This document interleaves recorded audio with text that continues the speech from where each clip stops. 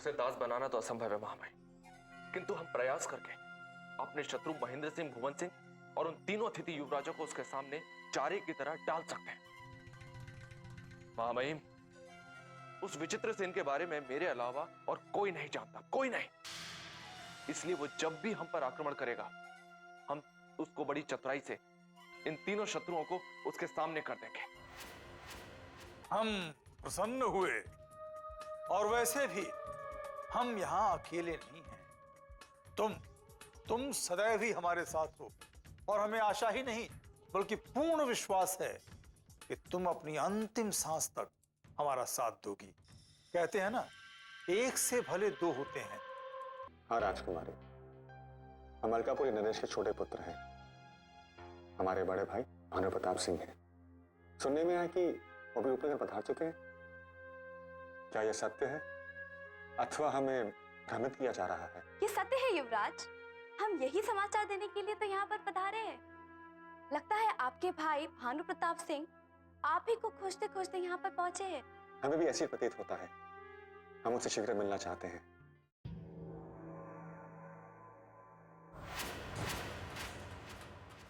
पुराने महल में पशु की सेवा में रखी ये सेविका यहां क्या कर रही है, और इतनी घबराई क्यों लग रही है? थोड़ा सब्र रखे मामाई, अभी पता चल जाएगा।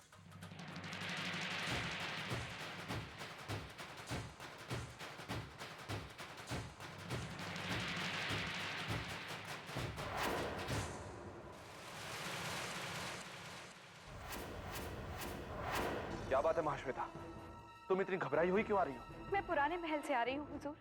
वहाँ रह रहे अतिथि युवराज ने एक चेतावनी भरा संदेश भेजा है, जिसे बताने के लिए ही मैं महल के उच्च अधिकारियों के पास जा रही थी। चेतावनी भरा संदेश?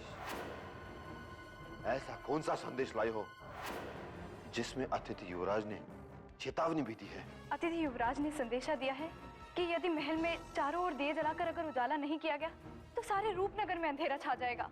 ये तुम क्या कह रही हो? यदि रूपनगर के महल में उजाला नहीं किया गया तो क्यों और कैसे रूपनगर में अंधकार छा जाएगा? मेरी तो कुछ समझ में नहीं आ रहा है। अतिथि युवराज ने ये चेतावनी क्या सोचकर दी है? जिसका भय था वही हुआ नागराज। क्या तुम्हें नहीं पता कि अतिथि युवराज और अमावस की रात में कोई संबंध है? सारे महल में चर्चा है कि वो अतिथि युवराज दानव शक्तियों का स्वामी है। जानता हूं महामहिम, अच्छी तरह से जानता हूं, किंतु ये नहीं पता था कि वो अपनी शक्तियों का प्रदर्शन इतनी शीघ्र कर देगा। महाश्वेता, उस अतिथि युवराज ने और कोई संदेशा तो नहीं भेजा ना? उन्होंने ये भी कहा है कि अमावस की रात को उनसे भेंट करने कोई भी पुराने महल न आए, नहीं तो उसकी मृत्यु निश्चित है। महामहिम, राजकुमारी जी ने ये कैसे युवराज को अपना अतिथि बना लिया है? हम तो उनकी रक्षा के लिए अपने प्राण न्यौछावर करने को तैयार हैं, और वो हमारी प्रजा की प्राण छीनने को उतावले हुए जा रहे हैं।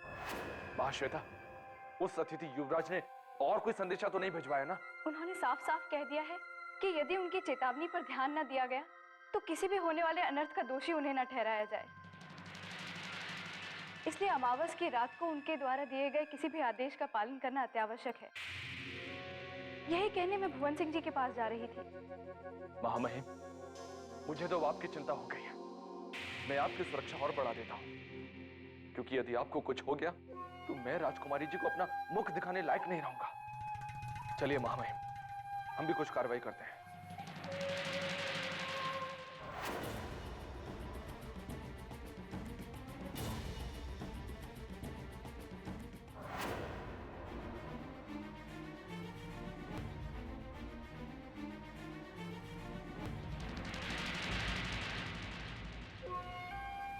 महामहिम, उस पुराने महल में बैठा वो दुष्ट पशुराज अब पता नहीं नया क्या उत्पात मचाएगा। मुझे तो अभी से भय सा लगने लगा है। महामहिम, यदि आपकी आज्ञा हो तो मैं अमावस की रात को आपके कक्ष में विश्राम करने के लिए आ जाऊं? नहीं नागराज, बिल्कुल नहीं। अमावस की काली रात्रि को तुम अपने ही कक्ष में विश्राम करना, क्योंकि हम तुम्हारे जैसे डरपोक व्यक्ति के साथ नहीं रह सकते। महामहिम, किंतु मैं सोच रहा था कि यदि उस पशुराज ने आप पर आक्रमण कर दिया तो मैं आपको बचा लूंगा। वैसे भी वो पशुराज अधिकतर बलवान व्यक्तियों पर ही आक्रमण करता है, और इस महल में आपसे ऊंचा, तगड़ा और बलवान व्यक्ति कोई नहीं है महामहिम, कोई नहीं। इसलिए मेरे आग्रह को मत ठुकराइए। यदि तुमने दूसरी बार हमसे आग्रह किया तो हम तुम्हें अभी और इसी समय पुराने महल में उठाकर फेंक देंगे, और फिर वो पशुराज तुम्हारे अमावस की रात के पहले ही टुकड़े टुकड़े कर देगा। महामहिम, ऐसा अनर्थ तो आप कभी मत करना, कभी नहीं, अन्यथा आप इस महल में अकेले पड़ जाएंगे। ये पशुराज तो उस विचित्र सेन से भी अधिक भयानक है। ये विचित्र सेन पता नहीं इस महल में एक सांप की तरह कहीं छिपा हुआ है, और वो पशुराज उस महल में बैठा हुआ है। पता नहीं इस रूपनगर और राजकुमारी चंद्रमुखी का क्या होगा महामहिम। तुम औरों की छोड़ो और अपनी सोचो नागराज। ये तो अच्छा हुआ कि हमें पुराने महल में उस पशुराज से लड़ने के लिए भुवन सिंह ने नहीं भेजा। यदि वो बुड्ढा हमें पुराने महल में भेज देता तो हम नहीं, हमारे शव लौट कर आते। किंतु अब तो भुवन सिंह भी हमें उस पुराने महल में नहीं भेज सकते महामहिम, क्योंकि उस पशुराज ने महाश्वेता के हाथों यह संदेशा भिजवा दिया कि अमावस की रात को कोई उसके सामने ना आए। क्षमा कीजिए हुजूर, भुवन सिंह जी ने आप दोनों को तत्काल याद किया। तुम जाओ, हम तत्काल पहुंच रहे हैं। जी हुजूर। नागराज, हमने आज तक तुम जैसा अपशकुनी कहीं नहीं देखा। तुमने उस बूढ़े भुवन सिंह का नाम क्या ले लिया, हमें उसका बुलावा आ गया। अब देखना, वो हमें उस पशुराज से लड़ने भेजेगा। ऐसा मत बोलिए महामहिम, ऐसा मत बोलिए। अब कम से कम आप तो अपशकुन की बातें मत कीजिए। और ये बताइए कि यदि भुवन सिंह ने हमें उस महल में जाने के लिए कहा तो हम क्या करेंगे? तत्काल कोई युक्ति सोचिए महामहिम, अन्यथा हम एक बलि के बकरे की तरह मारे जाएंगे। नागराज, इस समय हमारी बुद्धि काम नहीं कर रही है। हमें चारों ओर संकट ही संकट दिखाई दे रहा है। लगता है वो बूढ़ा भुवन सिंह और राक्षस महेंद्र सिंह हमें बलि का बकरा बनाकर ही छोड़ेंगे। चलो, वो दोनों हमारी प्रतीक्षा कर रहे होंगे।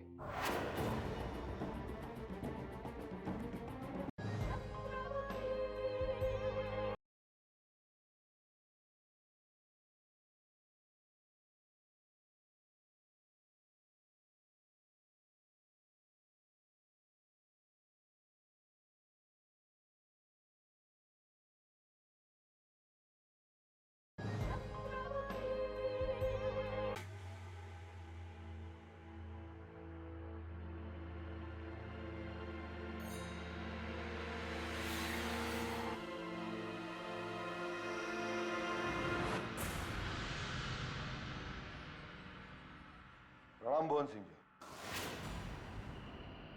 प्रणाम।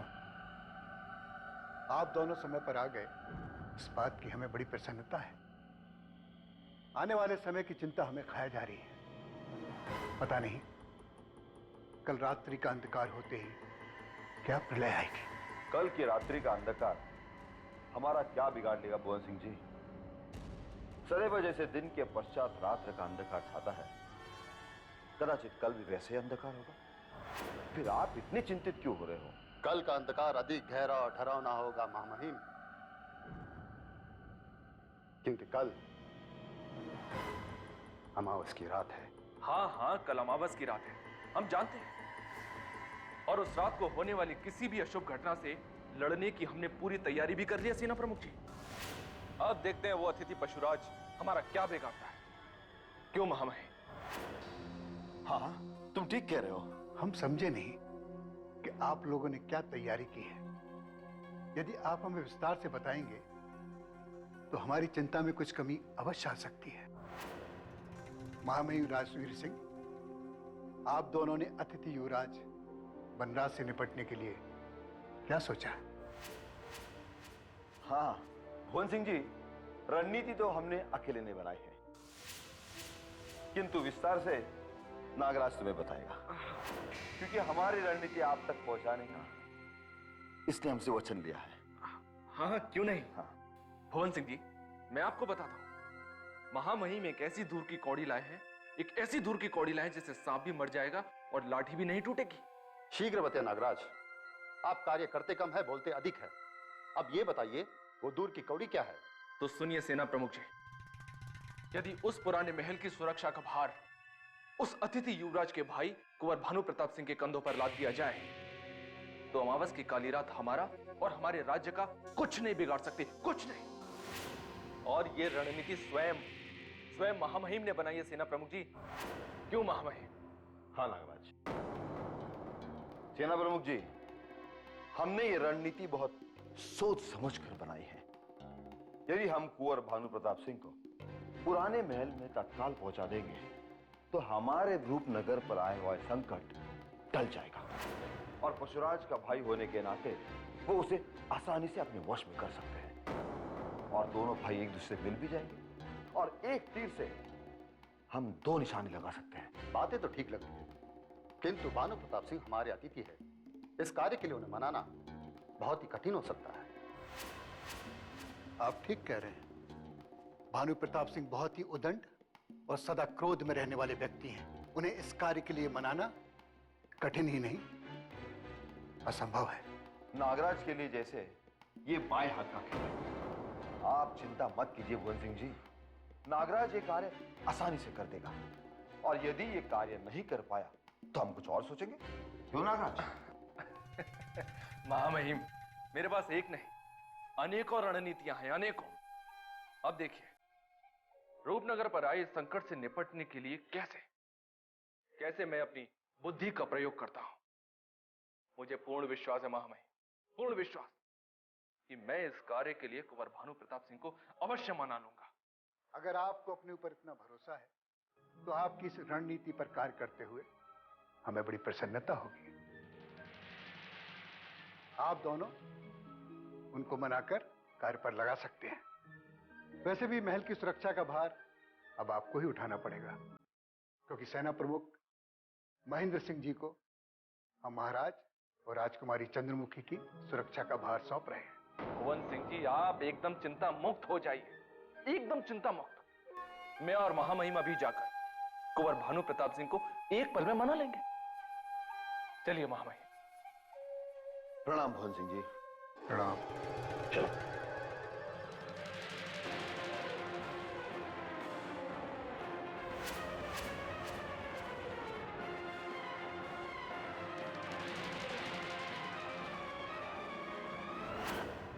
क्या बातें कर रहे हो तुम दोनों? हमारे राज्य में तो शेर चीते ऐसे घूमते हैं जैसे कि कुत्ते बिल्लियां।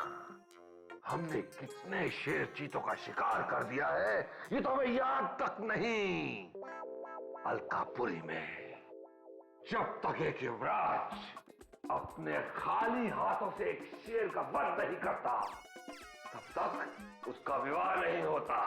क्या कह रहे हैं आप? आप अपने इन्हीं हाथों से शेर को वध कर दिया? हाँ, तभी तो हम चंद्रमुखी से विवाह करने आए हैं मूर्ख।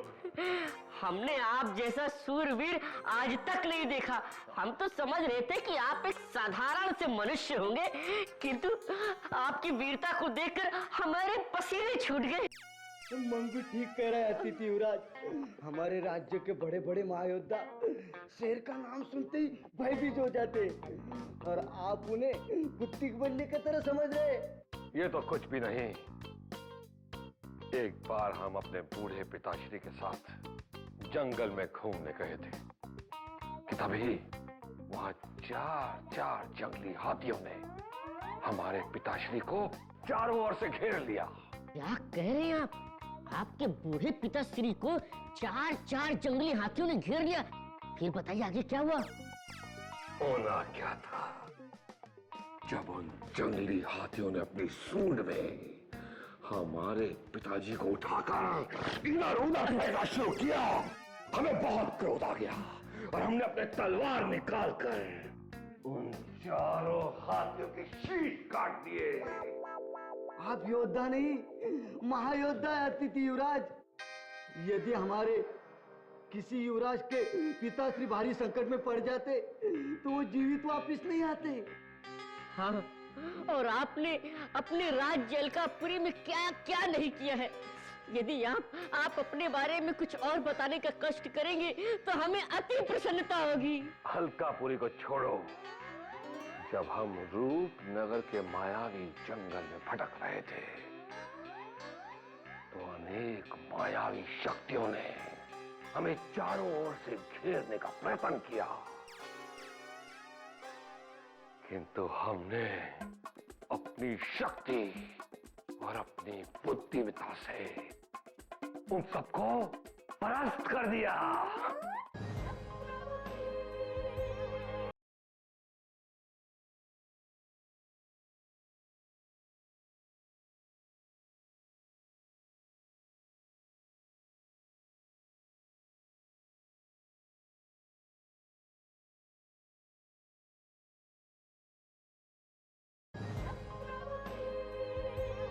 किंतु हमने अपनी शक्ति और अपनी बुद्धिमत्ता से उन सबको परास्त कर दिया।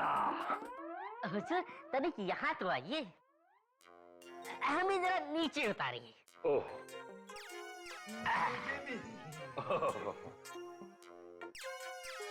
बस हम समझ गए, सब समझ गए। आप अपनी यूं ही झूठी मूठी प्रशंसा करके आप हमें मूर्ख बनाना चाहते हैं, किंतु हम दोनों मूर्ख हैं नहीं। हम आपको क्या लगते हैं, कद में छोटे भले ही, पर बुद्धि में आपसे कहीं अधिक ज्यादा है। देखिए, हम तो अपना समय व्यतीत करने के लिए आपके पास आए थे। अच्छा, अब हम दोनों चलते हैं। चलो चंगू। जाओ। हुजूर, आप दोनों हमारी छोड़ो और पहले ये बताओ कि तुम दोनों किसकी आज्ञा से हमारे अतिथि युवराज भानु प्रताप सिंह जी के कक्ष में आए हो? हाँ, क्या तुम जानते नहीं कि अतिथि युवराज भानु प्रताप सिंह जी हमारे अतिथि हैं और उनसे मिलने के लिए हमारी आज्ञा की आवश्यकता है। हुजूर, इस बार हम दोनों से गलती हो गई, हमें माफ कर दीजिए। हम तो अतिथि युवराज के दर्शन करने के लिए आ गए थे। अगली बार से हम तो इस कक्ष की ओर भी दृष्टि उठाकर नहीं देखेंगे। ठीक है अतिथि युवराज, यदि इन दोनों ने आपके विश्राम में कोई बाधा डाली है तो इसका हमें खेद है। हम स्वयं आपसे ये पूछने आए थे कि राजमहल में आपको कोई कष्ट तो नहीं है? कष्ट?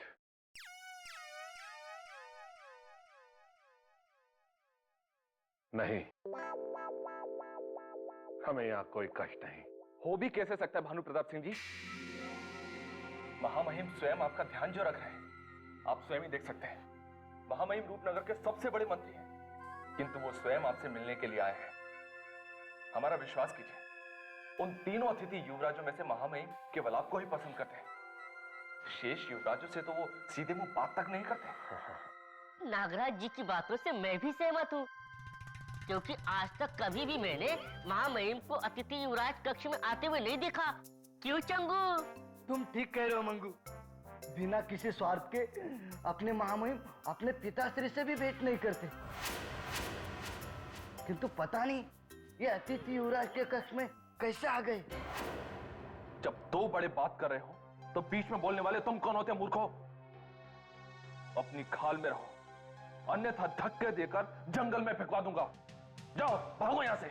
हुजूर, हुजूर आप और अधिक क्रोधित मत होइए। हम दोनों अभी 9-2-11 हो जाते हैं। चलो चंगू। युवराज, महामहिम चाहते हैं कि राजकुमारी चंद्रमुखी का विवाह आपसे ही हो, और इस विषय में वो आपसे कुछ बात करना चाहते हैं। क्या आपकी आज्ञा है? हाँ हाँ, क्यों नहीं। हम यहाँ चंदू से विवाह करने तो आए हैं। चंदू?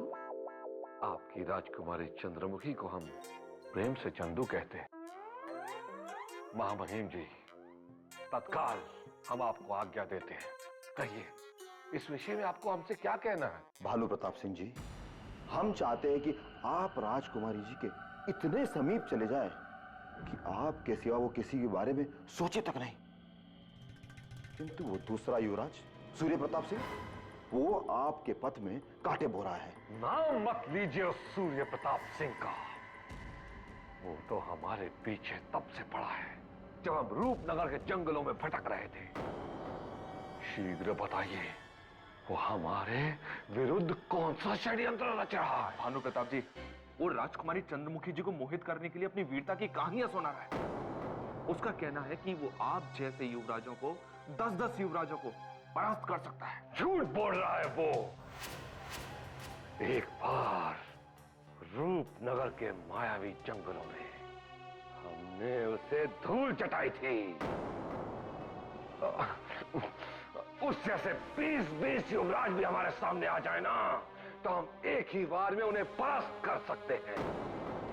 हमारी समझ में यह नहीं आ रहा कि वो राजकुमारी चंद्रमुखी के सामने झूठी प्रशंसा क्यों कर रहा है। राजकुमारी जी को प्रसन्न करने के लिए वो सूर्य प्रताप सिंह बड़ी बड़ी बातें कर रहा है, क्योंकि राजकुमारी उसी युवराज से विवाह करेगी जो सब युवराजों से अधिक बलवान होगा। सबसे अधिक बलवान युवराज हम हैं।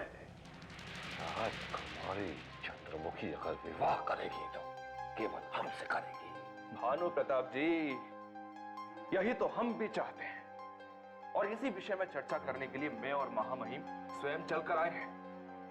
अब आप ही बताइए, आप इतने बड़े योद्धा हैं, कुंवर सूर्य प्रताप सिंह आपके सामने कहीं नहीं ठहरते, किंतु राजकुमारी चंद्रमुखी के सामने वो दिखावा ऐसे करते हैं जैसे वो इस संसार के सबसे बड़े योद्धा हो। अरे वो कोई योद्धा वोद्धा नहीं है।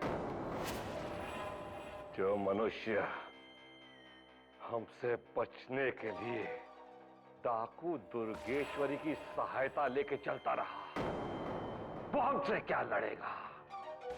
अरे जो युवराज एक महिला डाकू का सहारा लेकर यहां पहुंचा है, वो राजकुमारी चंद्रमुखी से विवाह कैसे करेगा। आपने तो मेरे मन की बात कह दी युवराज। अब हमें समझ में आ गया है कि वो कुंवर सूर्य प्रताप सिंह कितना बड़ा ढोंगी है, किंतु युवराज एक बात मेरी समझ में नहीं आई, और वो ये कि उसने पुराने महल की सुरक्षा का भार अपने कंधों पर कैसे उठा लिया। पुराने महल की सुरक्षा? हाँ युवराज, नागराज का कहने का तात्पर्य यह है कि युवराज सूर्य प्रताप सिंह ने राजकुमारी जी को प्रसन्न करने के लिए पुराने महल की सुरक्षा की जिम्मेदारी उठा ली है, किंतु हमारी समझ में नहीं आ रहा है कि अमावस की रात को वो ये जिम्मेदारी कैसे उठा पाएंगे। यदि ये जिम्मेदारी आप उठा लेते तो हमें विश्वास है कि आप ये कार्य कर सकते हैं। अब कुछ नहीं हो सकता महामहिम, अब कुछ नहीं हो सकता। यदि उस कुंवर सूर्य प्रताप सिंह ने एक रात भी किसी तरह उस पुराने महल में बिता दी, केवल एक रात, तो राजकुमारी चंद्रमुखी उन्हीं की हो जाएंगे। हाँ, यदि ये कार्य हमारे भानु प्रताप जी करते तो कितना अच्छा होता। बस तय हो गया। अब ये कार्य केवल हम करेंगे। आप जाकर राजकुमारी चंद्रमुखी से कह दीजिए कि उनके पुराने महल की रक्षा कुंवर भानु प्रताप सिंह करेंगे। वाह भानु प्रताप जी वाह, मुझे और महामहिम को आपसे इसी उत्तर की आशा थी। आप देखते हैं वो कुंवर सूर्य प्रताप सिंह अपना मुंह कहां जाकर छिपाते हैं। महामहिम, भानु प्रताप जी की इस घोषणा को सुनकर तो उनके पैरों तले से धरती ही सरक जाएगी। तुम ठीक कह रहे हो नागराज। अब हम भी चिंता मुक्त हो गए हैं, क्योंकि उस भयानक रात को भानु प्रताप सिंह जी पुराने महल की रक्षा करने में अवश्य सफल हो जाएंगे, इसका हमें पूर्ण विश्वास है। आप चिंता न करें, हम आपके विश्वास पर पूरे खरे उतरेंगे, किंतु हमारी समझ में यह नहीं आ रहा कि अमावस की अंधेरी रात में पुराने महल में ऐसा क्या होने वाला है जिसके लिए इतनी सुरक्षा की आवश्यकता है। कोई विशेष बात नहीं है, किंतु हम आपको बता ही देते हैं कि पुराने महल में आपका सौतेला भाई वनराज रहता है, और अमावस की प्रत्येक रात को वो किसी पशु में बदल जाता है, और देखते ही देखते अपने सामने पड़ने वाले किसी भी मनुष्य को समाप्त कर देता है। क्या? अब भानु प्रताप जी, अब हम चलते हैं और आपकी वीरता का बखान राजकुमारी जी के सामने करते हैं। अब महामहिम चलिए चलिए। बड़ा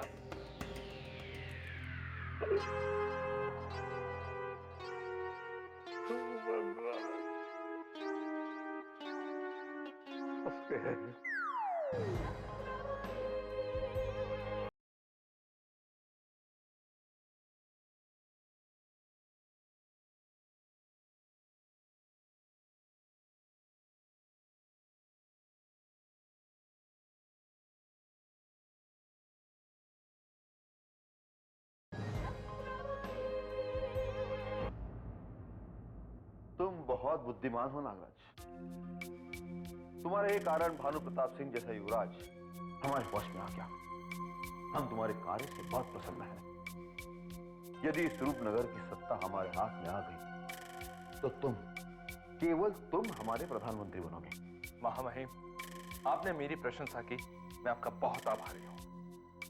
किंतु यह भी सत्य महामहिम, यदि आप मेरा साथ नहीं देते ना तो मैं अकेला कुछ नहीं कर सकता था। आप मेरे प्रत्येक संकेत को समझते चले गए और उस युवराज भानु प्रताप सिंह की प्रशंसा करके उसे बलि का बकरा बनाते चले गए। अब देखिएगा, उस पुराने महल से उस युवराज भानु प्रताप सिंह का छत विछत शव ही वापस आएगा।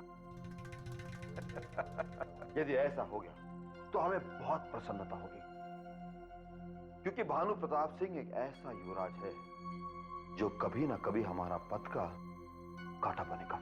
इसलिए यदि उसकी मृत्यु हो गई तो हम सारे महल में घी के दिए जलाएंगे।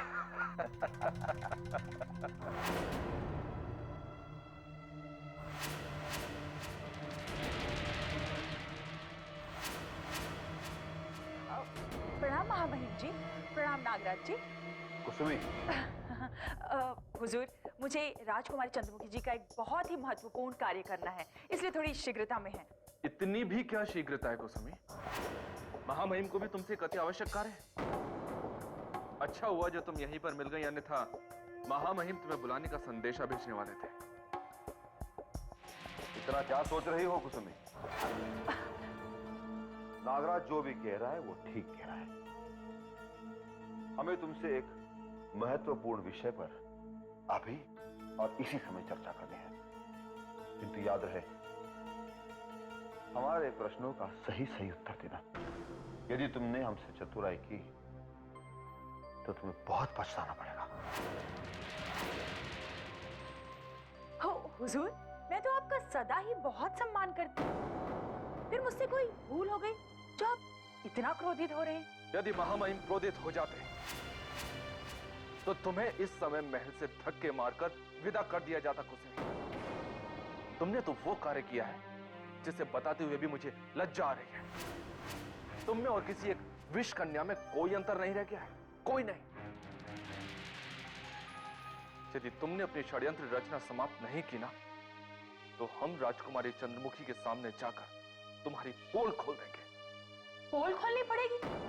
किंतु मुझे तो मेरा अपराध भी नहीं पता। हम तुम्हें तुम्हारे षड्यंत्र की जानकारी अवश्य देंगे, किंतु उससे पहले जाओ राजकुमारी चंद्रमुखी का आवश्य कार्य पूर्ण करके आओ।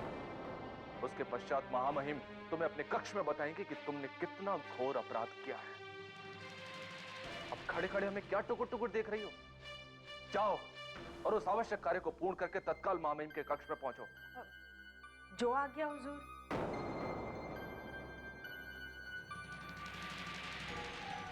नागराज, अब देखना ये कुसुमी कैसे हमारे चरणों में लौट कर आती है। ये अच्छी तरह से समझ गई है कि हम इसके कौन से अपराध के विषय में बात कर रहे थे। हाँ महामहिम, ये चतुर महिला समझ गई होगी कि हमें जादूगर विचित्र सेन के साथ इसकी मिली भगत की सूचना मिल गई है। अब ये अवश्य ही जाकर जादूगर विचित्र सेन के सामने घुटनों के बल बैठकर अपने भाग्य पर आंसू बहा रही होगी।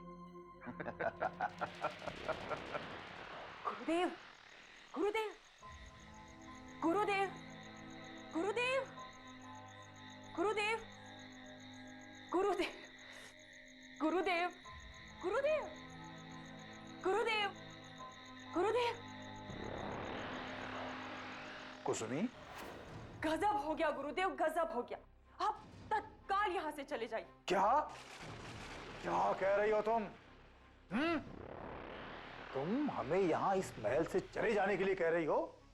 प्रलाप कर रही हो तुम जानती नहीं हम कौन हैं? हमारा अनिष्ट कोई भी नहीं कर सकता, देवता भी नहीं। परंतु तुम इतनी घबराई हुई क्यों हो? गुरुदेव, बात ही कुछ ऐसी है। अभी अभी मुझे वो दुष्ट महामहिम और उसका चापलूस अधिकारी नागराज मिले थे और उनकी बातों से मुझे ये पता चला कि उन्हें आपके आगमन की सूचना मिल चुकी है। नहीं कुसुमी, नहीं, ये तुम्हारा भ्रम है कि किसी को संदेह हो गया है कि हम यहां पर हैं। विश्वास करो, यदि लेश मात्र भी किसी को संदेह हो गया होता तो राजकुमारी चंद्रमुखी के सैनिक अब तक हमें घेर चुके होते। बल्कि हमें तो यह लगता है कि तुम्हें स्वयं पर संदेह हो रहा है, इसीलिए तुम ये सब व्यर्थ की बातें कर रही हो। नहीं गुरुदेव, मेरा विश्वास कीजिए, मैंने आज तक आपको कभी कोई व्यर्थ सूचना नहीं दी। उस राजवीर के साथ साथ वो तुच्छ नागराज भी मुझे ऐसे देख रहा था जैसे उसका बस चले तो मुझे कच्चा चबा जाए। हुजूर, मुझे दाल में कुछ काला नजर आ रहा है। गुरुदेव, आप शीघ्र ही जंगल की ओर वापस प्रस्थान कर दीजिए, वरना राजकुमारी चंद्रमुखी आपके साथ साथ मुझे भी सूली पर चढ़ा देंगी और हमारा सारा परिश्रम व्यर्थ चला जाएगा। कुसुमी, आज के पश्चात ऐसी कायरता भरी बातें हमसे कभी मत करना, अन्यथा हमसे बुरा कोई नहीं होगा। दुनिया के महान जादूगर विचित्रसेन के प्राण छीनना स्वयं यमराज के वश में नहीं है, फिर राजकुमारी चंद्रमुखी क्या है? मत भूलो कि तुम्हारे गुरुदेव असीम शक्तियों के स्वामी हैं। यदि हम चाहें तो अपनी शक्तियों के बल पर पूरे रूपनगर को नष्ट कर सकते हैं, मत भूलो। जानती हूँ गुरुदेव कि आप एक महान और शक्तिशाली जादूगर हैं, किंतु राजवीर भी एक चतुर और मक्कार मंत्री है। उन्होंने मुझे तत्काल ही अपने कक्ष में बुलाया है। कदाचित वो मुझे यही बताने वाले हैं कि मैंने ही आपको गुप्त रूप से इस महल में प्रवेश करवाया है। नहीं कुसुमी, नहीं, कदापि नहीं। उन्हें हमारे यहाँ छिपे हुए होने की सूचना अब तक तो प्राप्त नहीं हुई होगी। यदि उन्हें यह सूचना प्राप्त हो गई होती तो ये बात उन्होंने पूरे महल में फैला दिया होता। मेरा विश्वास करो, उनका भय कुछ और है। उन्हें दैत्य सम्राट वनराज से भय लग रहा है और उससे निपटने का उनके पास कोई मार्ग नहीं है। मेरा ख्याल है कि इसी संबंध में तुमसे कोई राय लेने के लिए संभवतः वो तुम्हें याद कर रहे हैं। क्या तुम्हें ज्ञात नहीं कि अमावस की रात्रि अब बहुत ही निकट है? अमावस्या की रात का भय तो सारे रूपनगर में है गुरुदेव, किंतु मुझे नहीं लगता कि राजवीर सिंह ने मुझे किसी सलाह मशवरे के लिए बुलाया है। नागराज ने तो ये तक कह दिया कि यदि मैंने ज्यादा चतुराई दिखाई तो वो मेरी पोल खोल देगा। तुम चुप रहो, चुप रहो, चुप रहो कुसुमी। यदि तुम इसी प्रकार भयभीत होती रही तो हम अपना सारा क्रोध तुम पर ही उतार देंगे। मेरी राय मानो तो तुम शांत होकर चुपचाप आने वाले कल की प्रतीक्षा करो। तुम देखना, कल प्रातः सूर्योदय होने के पश्चात रूपनगर के इस महल को सुरक्षा घेरे में ले लिया जाएगा और समस्त लोगों की दृष्टि केवल पुराने महल पर केंद्रित होगी, पुराने महल पर।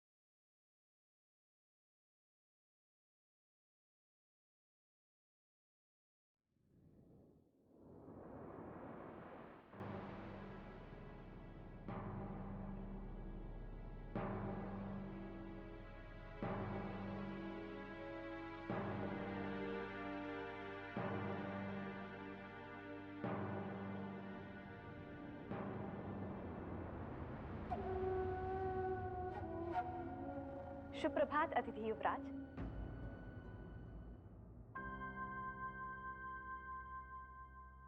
यदि आप आदेश दें तो आपके लिए सुबह का कलेवा ले आऊं? मुझे भूख नहीं है। आपने कल रात भी भोजन ग्रहण नहीं किया।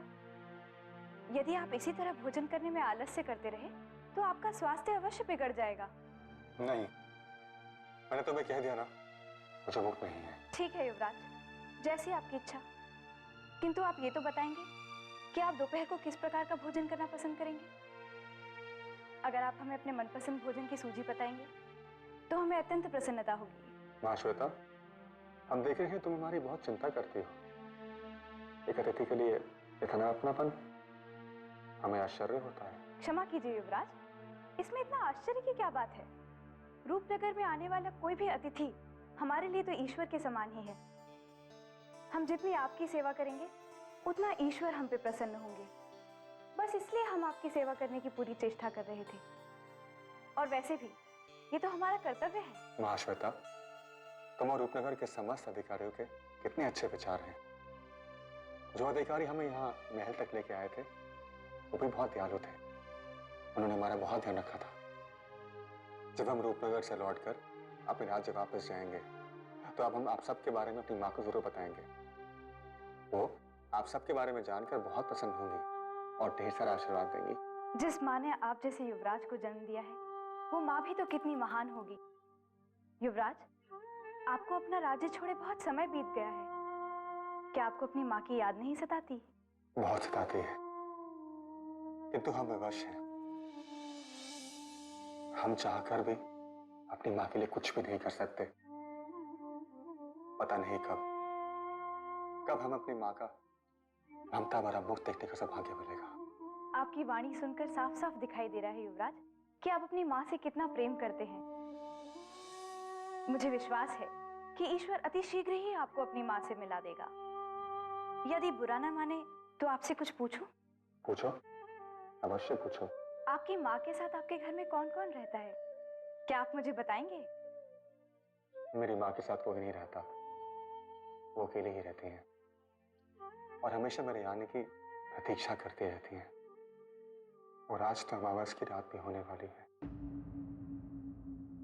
आज सुबह से मेरी माँ मंदिर में ईश्वर के सामने बैठे बैठे मेरी रक्षा की प्रार्थना कर रही होगी।